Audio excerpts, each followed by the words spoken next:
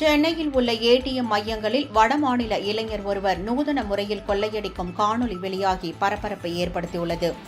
தமிழ்நாடு முழுவதும் பல்வேறு இடங்களில் உள்ள ஏடிஎம் மையங்களில் பணம் கொள்ளை போவதாக தொடர்ந்து புகார்கள் வந்ததை அடுத்து போலீசார் தீவிர விசாரணை மேற்கொண்டனர். அப்போது வட மாநிலத்தைச் சேர்ந்த இளைஞர் ஒருவர் நூதன முறையில் ஏடிஎம்மில் கொள்ளையடிக்கும் சிசிடிவி காட்சிகள் கிடைத்தன. அதனை ஆய்வு செய்தபோது ஏடிஎம் இயந்திரத்தில் பணம் வரும் வழியில் தகடு ஒன்றை வைத்துவிட்டு செல்லுவதும், ஏடிஎம் கார்டை பயன்படுத்தி பணம் எடுக்க மக்கள் முயற்சிக்கும்போது அனைத்து செயல்பாடுகளும் முடிந்த பின்னர் பணம் வராததால் அவர்கள் ஏமாற்றத்துடன் திரும்பி செல்வதும், பின்னர் அந்த இளைஞர் வந்து தகடை எடுத்ததும் வெளியே வரும் பணத்தை எடுத்துக்கொண்டு மீண்டும் தகடை பொருத்திவிட்டு செல்வதும் தெரியவந்தது.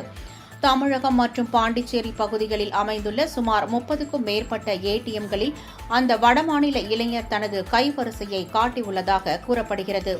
இந்நிலையில் வடமாநில இளைஞர் ஏடிஎம் மையங்களில் கொள்ளையடிக்கும் காணொலி வெளியாகி பரபரப்பை ஏற்படுத்தியுள்ளது.